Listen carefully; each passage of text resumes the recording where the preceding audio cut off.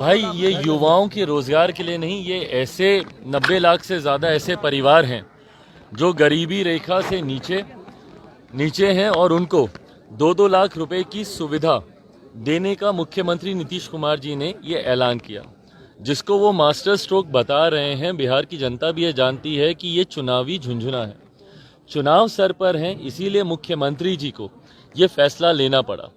3 किश्तों में इसको चुकाया जाएगा। किसको भरोसा है भैया कि चुनाव के बाद दूसरी या तीसरी किस्त किसी के खाते में आएगी कि भी नहीं आएगी, क्योंकि इससे पहले भी कई ऐसी योजनाओं में बिहार की जनता को बिहार की सरकार के द्वारा ठगा गया है। एक चीज़। दूसरा, भाई 2 लाख में आप क्या सोचते हैं कि एक परिवार पूरा जीवन व्यतीत कर लेगा? ज़रूरी है एक स्थायी समाधान ढूंढने की। ये टेम्पररी जो प्रावधान किए जाते हैं उससे एक परिवार कब तक अपना जीवन व्यतीत कर पाएगा? कृषि प्रधान प्रदेश है, बिहार के किसानों की सबसे बुरी हालत है, किसान के मजदूर सबसे बुरी परिस्थिति में जी रहे हैं। ऐसे में जब तक आप पर कैपिटा इनकम नहीं बढ़ाएंगे, जब तक प्रति व्यक्ति आय को बढ़ाने को लेकर काम नहीं होगा, तब तक बिहार आगे नहीं बढ़ पाएगा। पर प्रति व्यक्ति आय तब बढ़ेगी ना जब बिहार में राजस्व बढ़ेगा, जब रेवेन्यू जनरेशन होगा। रेवेन्यू जनरेशन को लेके क्या सोच है मेरे मुख्यमंत्री के पास, क्या विजन है इनके पास? इनके पास कोई विजन नहीं है। इसीलिए ये रेवड़ियां चुनाव से पहले बांटने का ये सरकार प्रयास कर रही है। पर बिहार की जनता भी अच्छे से जानती है कि भैया अगर 2 लाख रुपए आपने दे भी दिया किसी भी तरीके से, जीवन तो नहीं व्यतीत होगा ना। जरूरी है रोजगार, जरूरी है कृषि प्रधान प्रदेश है, किसानों को बेहतर सुविधाएं देने की, जरूरी है यहाँ पे मजदूरों को उनके अधिकार देने की। इस दिशा में चर्चा करने की जरूरत है, ना कि ये रेवड़ियां बांटकर इससे किसी का भला नहीं होने वाला। रैंडमली देने की बात कर रहे हैं, क्या सही होगा रैंडमली देना? भाई रैंडमली का आधार क्या है ये तो ये सरकार ही बताएगी, पर इस सरकार ने आज तक किसी चीज का आधार तो बताया नहीं। जातीय जनगणना कर ली, जाइए इनके कार्यकर्ता भूल जाइए, इनके मंत्री से पूछिए कि जातीय जनगणना का रोड मैप क्या था, किस आधार पर वो जातीय जनगणना की गई। किसी को नहीं पता कि इनकी योजनाओं का आधार क्या होता है। ऐसे में रैंडमली करेंगे तो ये बैकडोर चैनल खोल रहे हैं। जिस तरीके से सरकारी नौकरियों में बैकडोर खोले जाते हैं कि भैया जो सही में जो काबिल होते हैं उनको तो नौकरी नहीं मिलती, पर जिनके पास मंत्री की पैरवी होती है या जिनके पास रिश्वत देने के पैसे होते हैं या जिनके पास कोई और पैरवी होती है, उनको ज़रूर नौकरी मिल जाती है। पर ऐसे काबिल लोग आज भी बिना नौकरी के हैं और ऐसे लोग सरकारी नौकरी में चले जाते हैं जो कि कतई उस पद के काबिल नहीं होते। और ये लोग बुनाते थे राम मंदिर राम मंदिर राम मंदिर, पर मौजूदा सरकार और मौजूदा प्रधानमंत्री ने इन तमाम विवादित मुद्दों को समाप्त कर दिया। राम मंदिर का मुद्दा हल कर दिया, धारा 370 हटा के उस विषय को समाप्त कर दिया, विमेन रिजर्वेशन बिल लागू करके उस विषय को समाप्त कर दिया। तो अब इनके पास कुछ राजनीति करने के लिए बचा नहीं। ये बौखलाहट करी थी बसपा ने कि भाई वो अपने कैंडिडेट वहाँ पर उतारेंगी। ऐसे में ही यही परिस्थिति टीएमसी की भी बन रही है बंगाल में। और ऐसे धीरे धीरे आप देखिएगा चुनाव समीप आते आते तक कई ऐसे दल हैं जो इनसे अलग होकर अलग चुनाव लड़ने की घोषणा कर देंगे।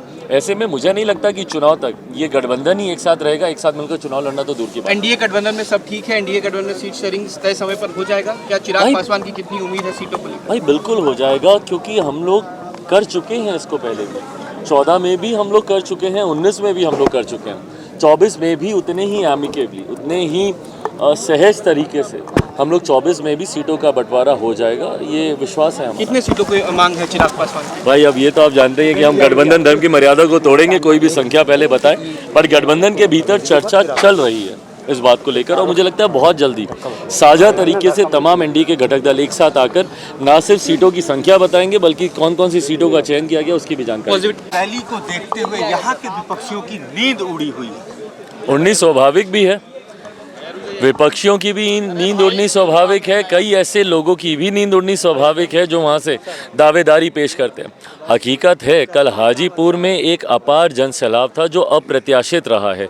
ऐसे में हाजीपुर की जनता का मैं विशेष तौर पर धन्यवाद एक सवाल और चिराग जी, आपके पिताजी के साथ मंच साझा करते हुए कभी लालू यादव ने कहा था कि वो स्टेडियम जो है श्रापित है, एक कोना भी नहीं भरता, लेकिन कल चिराग पासवान ने बिहार फर्स्ट बिहारी फर्स्ट का नारा देकर दिखा दिया कि नेतृत्व करने वाला चाहिए, कोई जगह श्रापित नहीं है। चलिए तो हम मानते हैं कि श्राप टूट गया वहाँ का, बट हाँ मेरे नेता मेरे पिता जहाँ कहीं भी होंगे ज़रूर इस बात को देखकर वो खुश होंगे कि एक ऐसा स्टेडियम जिसके लिए कहा जाता था कि कभी नहीं भरता, ना सिर्फ वो स्टेडियम भरा बल्कि बाहर सड़क से लेके चौराहे तक आप जाइएगा वहाँ तक लोगों की भीड़ थी। हाजीपुर की जनता के इसी प्यार ने मेरे नेता को शिखर तक पहुंचाया और आज जब उस जनता का आशीर्वाद मुझे मिल रहा है तो यकीनन मैं अपने पिता के सपनों को पूरा कर पाऊंगा। नहीं, आपने एक सवाल और। हाँ। आपने अपने वहीं पे भाषण में कहा कि आपने उसमें कहा कि मेरे पिताजी ने माँ के तरीके से हाजीपुर की मिट्टी की सेवा की है और मैं भी इसी मिट्टी का बेटा हूँ। तो पिताजी के बयान को आपने फिर से दोहराकर वहाँ के लोगों को भावनात्मक किया। नहीं बिल्कुल, और वो भावनात्मक रिश्ता रहा है। हाजीपुर से मेरा रिश्ता तब से रहा है जब से मैं शायद राजनीति को समझता भी नहीं था, तब से पिता की उंगली पकड़कर वहाँ पर जाता रहा हूँ। तो मेरे लिए कभी भी हाजीपुर राजनीतिक परिप्रेक्ष्य में कभी नहीं आता। वो मेरे परिवार के लोग हैं और परिवार के लोगों ने हर विपरीत परिस्थिति में हमेशा मुझे संभाला है और मुझे साथ दिया, आशीर्वाद दिया। दो बार सीट शेयरिंग को बहुत सहजता से, बहुत एमिकेबली हम लोग इसको सुलझा चुके हैं। 2014 में भी बहुत आसानी से सीट शेयरिंग हो गई थी, 19 में भी हम लोग कर चुके हैं और 24 में भी उतनी ही सहजता से मुझे लगता है सीट शेयरिंग हो जाएगी। पर हाँ, ये चिंता का विषय ज़रूर उन घटक दलों के लिए है जो कि 14 में भी नाकाम रहे, 19 में भी नाकाम रहे, 24 में फिर प्रयास करने पर कभी मायावती जी अकेले चुनाव लड़ने का फैसला ही ले लेती हैं, वो तो चर्चा भी नहीं करती, और वहीं टीएमसी जैसी पार्टियां कई बार दबाव बनाने का प्रयास करती हैं। तो ऐसे में इंडिया अलायंस में सीट शेयरिंग होगी या नहीं होगी, चुनाव आते आते तक ये घटक दल एक साथ रहेंगे कि नहीं रहेंगे, इस पे भी बहुत बड़ा प्रश्न चिन्ह है अभी। भाई हमको नहीं पता, ये फैसला उनको करना है, गठबंधन के जो बड़े दल हैं उनको, भारतीय जनता पार्टी उनको ये फैसला करना है।